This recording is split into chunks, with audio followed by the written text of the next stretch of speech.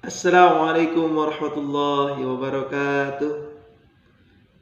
Bismillah, alhamdulillah, wassalatu wassalamu ala rasulillah wa ala alihi wa sahbihi wa mawalah, amma ba'du. Apa kabar anak-anak sekalian? Berjumpa kembali setelah 2 minggu yang lalu kita melaksanakan penilaian tengah semester. Alhamdulillah, kita kembali akan melaksanakan kegiatan belajar mengajar seperti biasa. Dan baik, untuk hari ini sebelum dimulai untuk materi terpadu hari ini, yaitu pelajaran ibadah syariah, silakan anak-anak untuk membuka buku terpadunya halaman 115. Silakan dibuka halaman 115. Kalau yang belum mengambil bukunya, silakan diambil dulu. Yang sudah siap, silakan langsung dibuka buku terpadu halaman 115. Saya sambil menyimak video yang Bapak sampaikan, juga sambil melihat panduan buku terpadunya.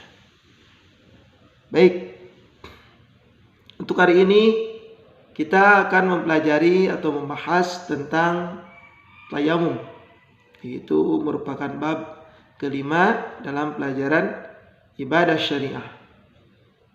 Apa itu tayamum? Tayamum itu adalah bersuci dengan menggunakan debu yang suci. Bisa terjadi tayamum itu apabila seseorang berhalangan menggunakan air atau tidak menemukan air sama sekali untuk digunakan berwudu. Jadi jikalau orang berhalangan menggunakan air karena sakit, yang dimana jikalau kena air itu sakit itu akan bertambah sakit, penyakit yang dirasakannya itu akan bertambah parah, dan juga sama sekali tidak menemukan air yang bisa digunakan untuk berwudu, maka penggantinya itu dengan menggunakan tayamum, yaitu bersuci dengan menggunakan debu yang suci. Namun tayamum itu mempunyai syarat, rukun, sunnah, juga hal-hal yang membatalkan tayamum. Lalu apa sajakah syarat-syarat tayamum itu? Yang pertama, terlebih dahulu mencari air. Mencari air terlebih dahulu sebelum kita melaksanakan tayamum. Jikalau benar-benar tidak menemukan air, sama sekali tidak menemukan air yang bisa digunakan untuk berwudu, maka melaksanakan tayamum. Itu yang menjadi syarat pertama.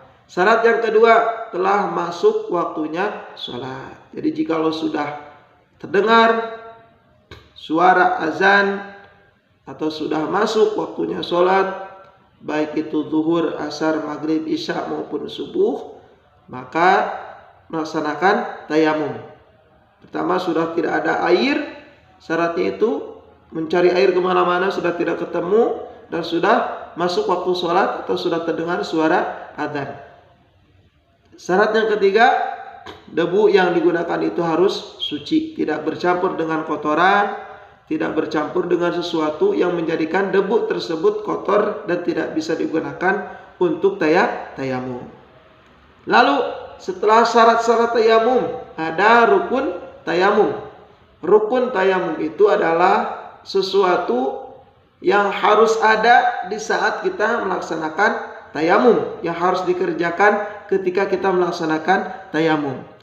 Rukun yang pertama yaitu berniat. Niatnya, nawaitu tayammum listibahatis sholati fardhu lillahi ta'ala. Niatnya dalam hati, adapun dalam lisan hukumnya sunnah. An-niyatu fil qalbi, niatnya di dalam hati. Yang terjemahnya, aku berniat tayamum agar boleh melaksanakan sholat fardu karena Allah Ta'ala. Rukun yang kedua yaitu menyapu muka dengan debu yang suci, menyapu muka dengan debu yang suci. Yang ketiga, rukun tayamum itu menyapu kedua tangan dengan debu yang lain. Jadi tidak diperbolehkan habis dari muka langsung ke tangan, tapi diganti dulu debunya. Jadi yang udah habis dari muka, udah buat muka aja. Tidak bisa digunakan untuk tangan. Lalu yang keempat, tertib. Apa itu tertib? Yaitu berurutan. Tidak mendahulukan hal-hal yang akhir dan tidak mengakhirkan hal-hal yang harus terlebih dahulu. Jadi berurutan. Dari nomor 1, 2, 3 berniat dulu menyapu muka dan menyapu kedua tangan. Nah, itu namanya tertib atau berurutan. Setelah syarat-syarat tayamum, rukun tayamum, ada juga sunnah tayamum. Sunnah tayamum yang pertama membaca basmalah, bismillahirrahmanirrahim. Yang kedua sunnah menghadap kiblat, sunnah menghadap kiblat. Yang ketiga mendahulukan anggota badan yang kanan dari yang kiri. Yang kanan terlebih dahulu, baru yang kiri. Melakukan sapuan debu dengan tipis. Menyapunya itu dengan tipis. Itu merupakan sunnah tayamum yang keempat. Dan sunnah tayamum yang terakhir, yang kelima, yaitu berurutan antara dua sapuan. Berurutan, tidak boleh satu sapu, kemana dulu, ngobrol dulu misalkan. Sampai sapuan yang keduanya itu tidak berurutan dengan sapuan yang pertama. Nah, itu merupakan sunnah tayamum. Yang terakhir ada hal-hal yang membatalkan tayamum. Yang pertama, hal-hal yang membatalkan tayamum itu adalah semua hal yang membatalkan wudu juga membatalkan tayamum. Kemarin di video yang sebelumnya Bapak sampaikan hal-hal yang membatalkan wudu seperti ada yang keluar dari kubul dan dubur, menyentuh kubul dan dubur, tidur atau hilang akal dikarenakan gila, atau tidur kecuali tidur orang yang duduknya sila, atau ya duduknya sila sehingga tidak ada celah untuk keluar angin dari lubang belakang. Setiap yang membatalkan wudu juga membatalkan tayamum. Hal-hal yang membatalkan tayamum yang kedua yaitu sebelum melakukan sholat tiba-tiba ada air. Misalkan Pak Hamid ini sudah melaksanakan tayamum karena sebelum zuhur misalkan Bapak sudah cari-cari air, tidak ketemu air. Sudah masuk waktu zuhur. Allahu Akbar, Allahu Akbar. Maka Pak Hamid harus melaksanakan tayamum karena tidak menemukan air. Udah tuh selesai tayamum.